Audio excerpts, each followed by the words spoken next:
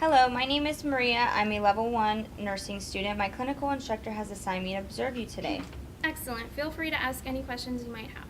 Thank you so much. I look forward to learning a lot. So you're taking care of the patient in room 619. Do you have time to give me a report? Sure thing. Okay, so we're going to be going in and we're going to see Glenn Light. He's a 67-year-old male. He's in room 619 like what you said. His height is 5'11" and he weighs 171 pounds. He has no known allergies.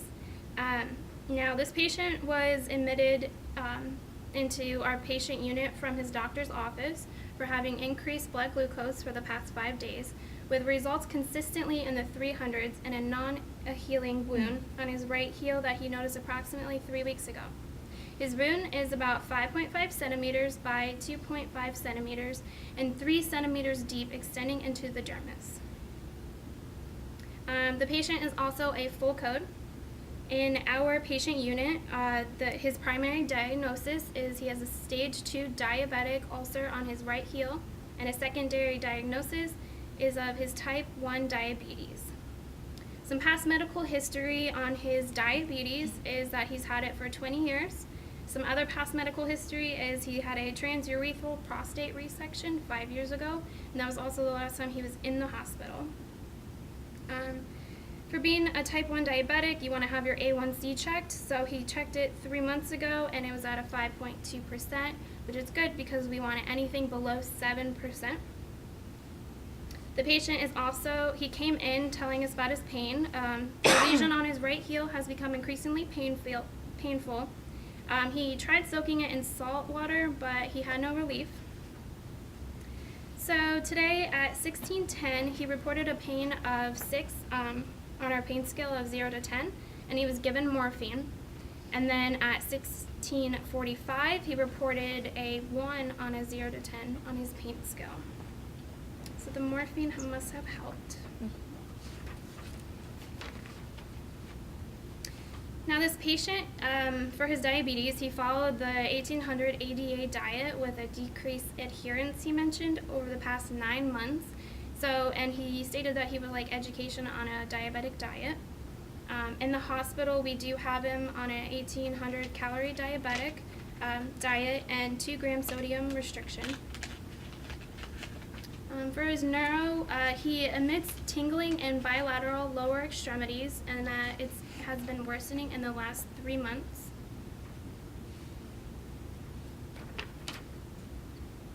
He has a right peripheral IV saline lock, right median vein in his forearm, and it's dated Tuesday at 16:10. His skin, it's within normal parameters for the patient, good elasticity, but other than that, we know about his diabetic ulcer.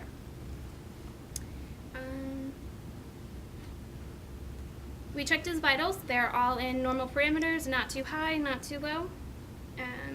Blood pressure is very important. It was 128 over 70, and O2 sats are 96. Heart rate 76 when it was checked at 16:45. We also did an AccuCheck because he does have type 1. It was done at 16:45, and it was at 290. So he does have in the MARM Lispro due at 1700, so that's why we did the AccuCheck at 16:45. So there is a sliding scale, so I checked that, and his is in the range of 251 to 300, so for that range we're going to be giving 6 units of Lispro sub-Q at 1700 to Glenn Lay, and I'm hoping that we can do it in the abdomen because that's the best absorption rate, but if there's contradictions then we won't. And then some recommendations. We just want to teach the patient ways to manage his diet by getting where to get his carbs from and stuff like that, because he mentioned that he would like some more education on that, and about rotating sites, and pretty much just ways to manage his diabetic teaching. Okay. Thank you so much for giving me your report. Do you mind if I ask you a couple of questions regarding the medication administration, then watch you demonstrate giving the medication in the patient's room? Sounds good. All right. Why specifically is the client receiving this medication? This patient has diabetes 1, so that means that his insulin, or his pancreas, in his pancreas he has beta cells, and the beta cells aren't producing insulin like they're supposed to. They're completely destructed, so no insulin's being produced, so we need to be giving him this rapid acting insulin because he's not producing any, and he needs them to help facilitate the glucose into the cell. Okay. What action does this medication have on the body? It decreases glucose by stimulating glucose uptake in the skeletal muscle and the fat, and also by inhibiting glucose production because you don't want any more if it's too high. When should you question administering this medication? Of course, if it's not like the right patient, the right route, it's not on the doctor's order or the MAR, I want to question if his blood glucose is too low, because that's what we're trying to do with the insulin. We're trying to lower it. So if it's already too low, we don't want to kill him. We also want to make sure when I go into the room, like when we both go into the room, if we notice any hypoglycemic reactions like sweating, paleness, shakiness, fatigue, that we make sure we check his blood glucose right then, because he might be having a hypoglycemic reaction. Okay. Does the medication have a therapeutic serum level? It does not, because insulin's made in the body, whereas if we're giving maybe like a different type of medication, it might. So the ways that we can check on if insulin's working in the body, we check the A1C every few months, and we make sure that's below 7%. We also can check the blood glucose, which we did before, and we noticed that was way too high. So that's why we're giving insulin. Okay. Which vital signs must be monitored? Of course, the baseline data, or baseline vitals. So heart rate, blood pressure, all the ones that were done. So the time we did the temperature, the heart rate, the O2 stats, the blood pressure, and they were all in parameters, so we're good to go. Also, you want to check his weight. He was at 171, so and it said that it didn't fluctuate. He hasn't gained too much, so that's important because we would have to change the insulin dosages. Okay. Which physiological parameters should be monitored when the medication is being administered?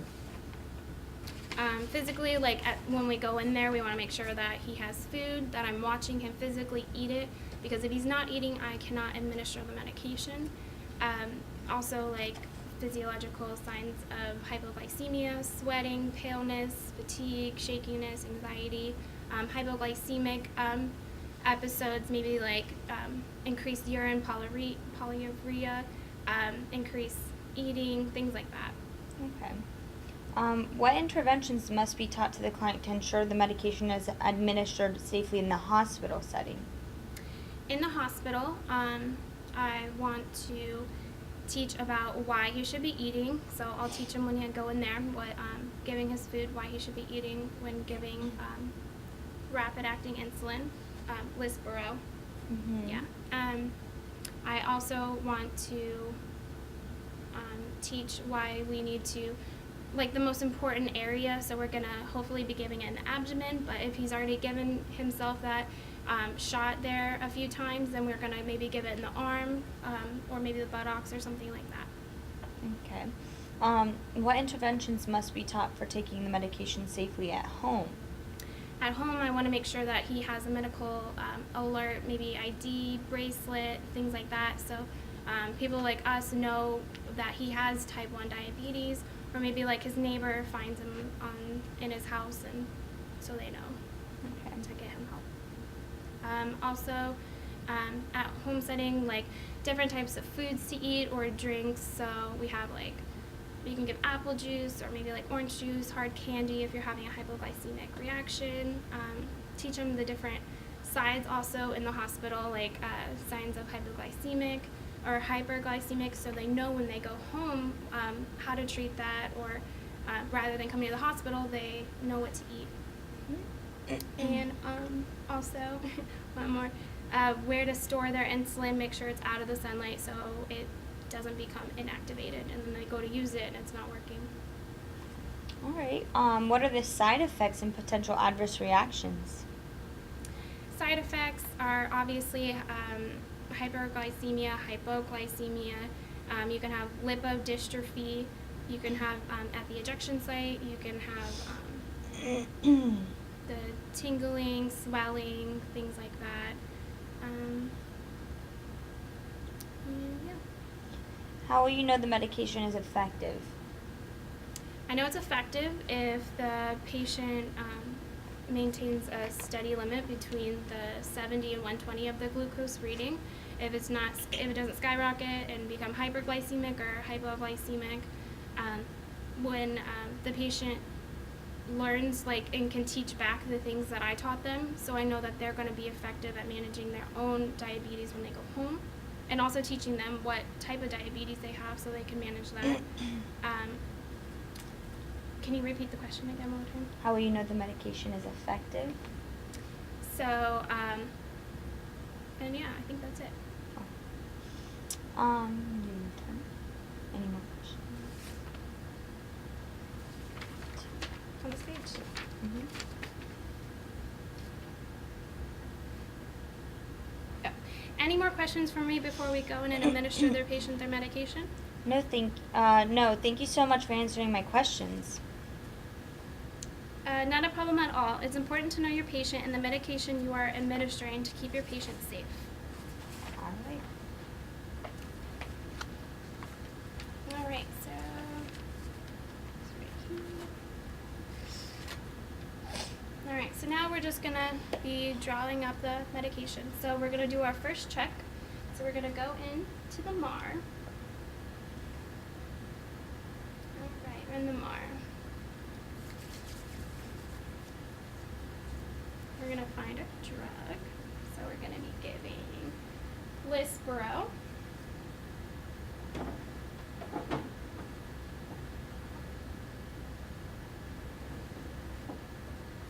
Alright, we have Lispro.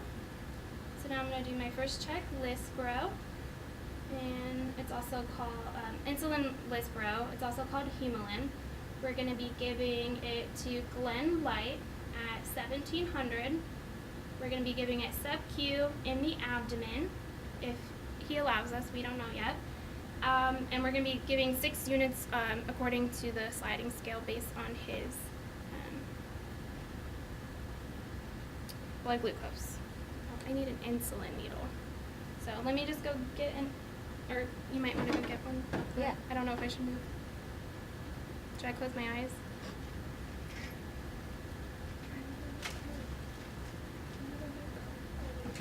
There we go. There you go. Thank you. Okay, so again, I'm just going to wash my hands.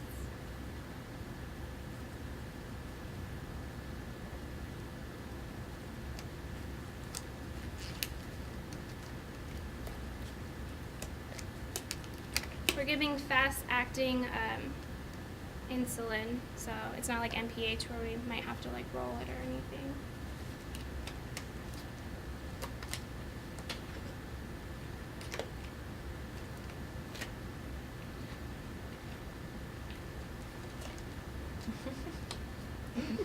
It's like a balloon. Okay, so now we're just gonna draw it up. My alcohol swabs. Just gonna look for my alcohol swabs.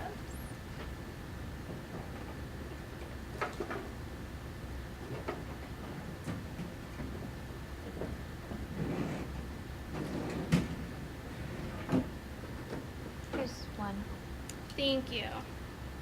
Okay, so just gonna tear that open.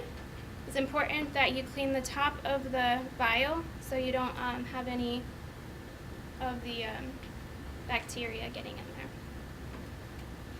Thank you. We're out of everything today.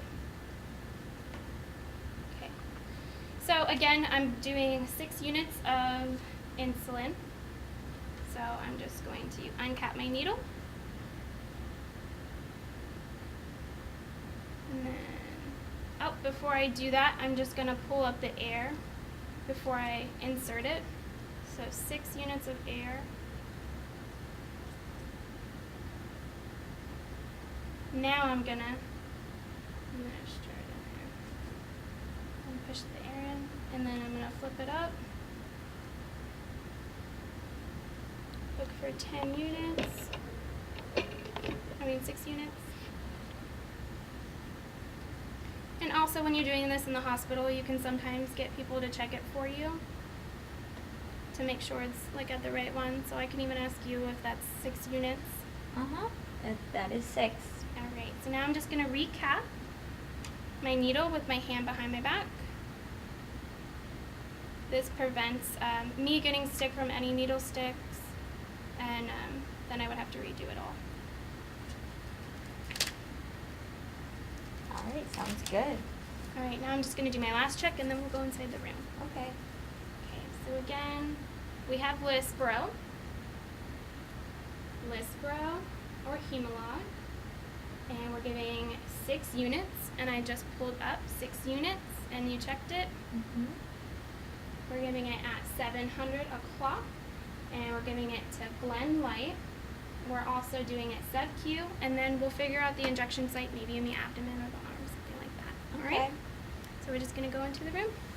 We're going to knock, then open the curtain. Right. Hello, how are you? Hello, I'm good. How's the hospital treating you today? It's okay. Privacy. Providing privacy. Trying to get in here. Gonna wash my hands. Just put yourself in it too.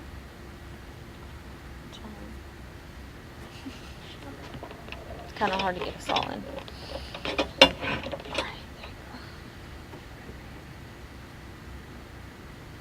Okay, can you just tell me your first name and last name? Glen Light, And your birthday? March 25th, 1993. Perfect. Let me just double check. Checking on the MAR. And do you have any allergies that I should know about? Nope, no No allergies. allergies. Perfect.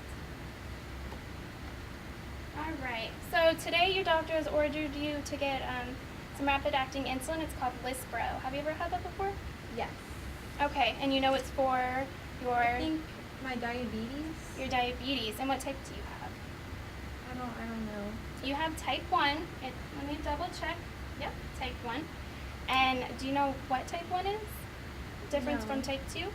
Well, type 1 is when your pancreas, you have beta cells, they're called. They're in your pancreas, and they produce the insulin. So your beta cells are just completely not working anymore, so you don't produce any insulin. And so what the insulin does is it helps that glucose go into your cell, and the glucose gives you energy. So if you don't have that insulin that we're going to give you, you can't have energy. All right? Okay. Okay. So I'm going to do my second check. I'm going to scan the bracelet. Perfect. It came up. And I'm just going to scan the medicine. We're giving Lispro. Okay. So now I scanned Lispro. We're giving it to Glen Light. We're giving Lispro 6 units. 6 units. At 1700, it's 1700. Giving it sub-Q. I have a quick question before we get this insulin. Where was the last time, or where was the last place you got insulin? In my arm. You got it in your arm? Now, do you always do it in your arm, or do you change it around?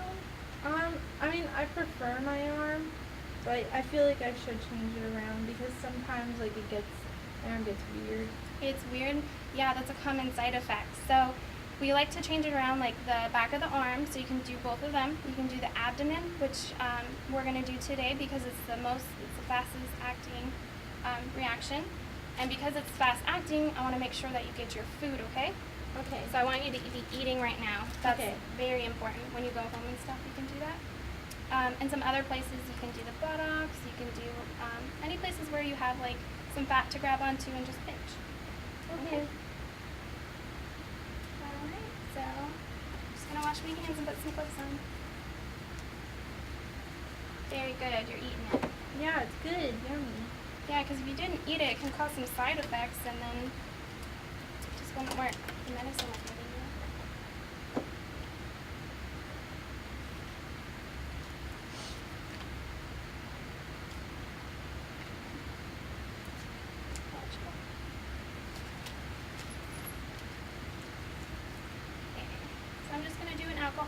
Do you do this at home? Yes. Good. And do you wait for the alcohol to dry before you give the insulin? Because you don't want to accidentally put the alcohol in. Okay. Okay. So I have your 6 units of insulin. Alright, and it's going to go straight in the sharps.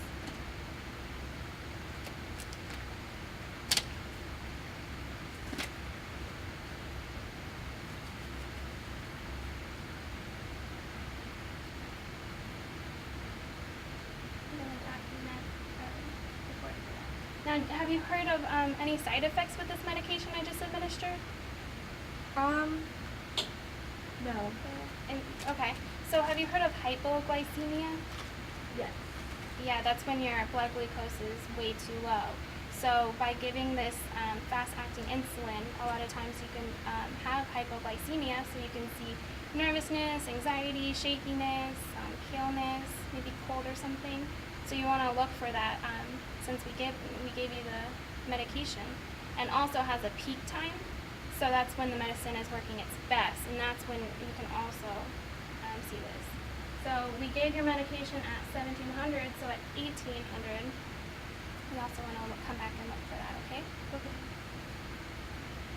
Great, I'm just going to document. Now, how long have you had your type 1 diabetes? For about 20 years.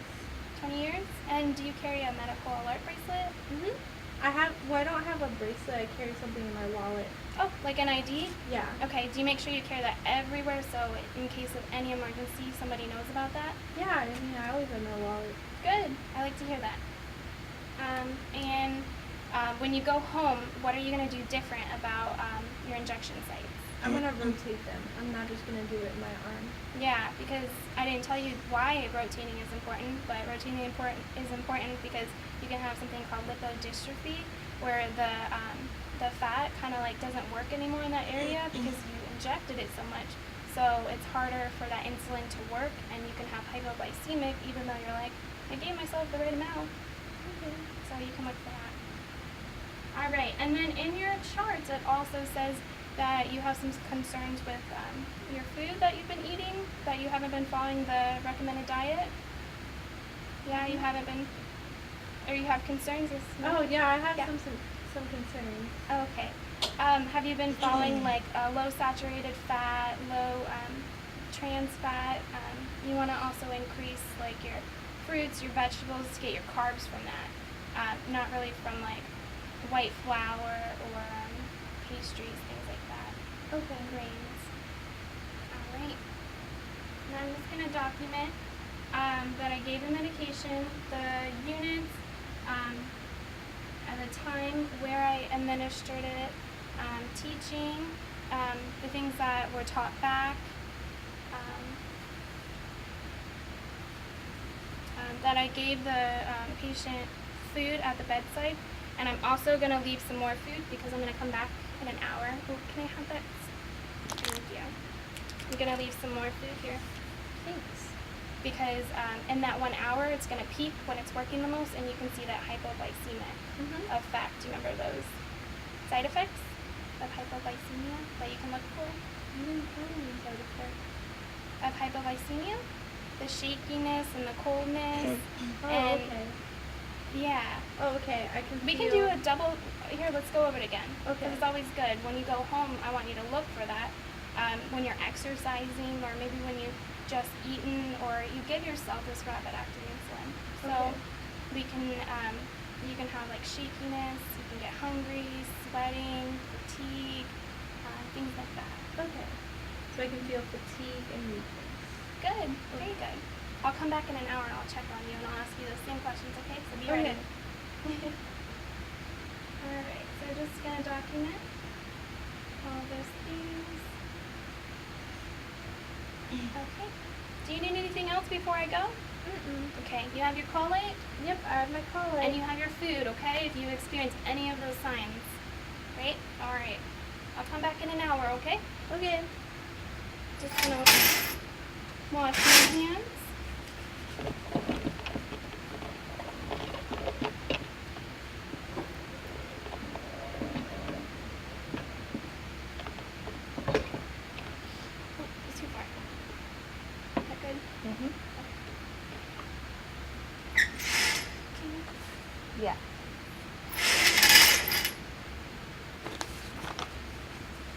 your side, yeah. I know it's so hard. All right. Thank you so much for demonstrating a safe medication administration. I just have a couple more questions for you if you don't mind. Sure. Were there any pertinent pieces of information you reviewed before administering the client the medication? Yes, I wanted to make sure that I checked the blood glucose, of course, because if it's too low, then I don't want to administer the insulin, and I want to document why I did not administer it, and maybe contact the doctor or things like that. I also, should have asked the patient if they have any pain, because that's always important to assess, along with the vital signs that were already addressed earlier, that were all normal. And also, like, when I went in the room, I didn't notice any like physiological things of hyperglycemia, so that was good. And can you repeat the question one more time? Were there any pertinent pieces of information you reviewed before administering the client the medication? Yeah, along with the values or the vitals, I want to do lab values, look at those, make sure those are okay, and like the electrolytes, making sure that the potassium's not too low. Did this information affect your decision to administer the medication? To administer it, yes, because it was a fast, because it was Lispro, yes, Lispro, it needs to, and the glucose was so high, I wanted to administer it into the abdomen because it's the most rapid, so that's why I gave it to him then. And also I gave him in the abdomen because he hadn't already been using that site, and so we want to rotate them because he used it in his arm last, so I also use it in abdomen because of that. Did this information affect how you administered the medication? Oh, that was how. Yeah. Okay, well then you answered my question. Thank you. What was the one before it again? Did this information affect your decision to administer the medication? I did administer it. It did affect the way that I administered it because I needed to make sure. Read it. Okay. Did this information affect your decision to administer the medication? Yes, because I needed to check the blood glucose levels and like the lab values, as I was saying, because if it was too low, I wouldn't want to give it. Okay, yeah, sorry. Just want to make sure I answered all your questions because you are a student and you're learning. All right. Well, thank you so much for answering all my questions. I really feel like I understand this so much better. Again, not a problem at all. I'm always here if you have any questions or need anything. I'm going to take some time now and document the teaching I provided to the patient and any other things I did in the patient's room, like giving them their food and all that kind of stuff, and the teaching we did in there. Do you want to observe me documenting as well? Yes, of course. All right. Thank you. You're welcome.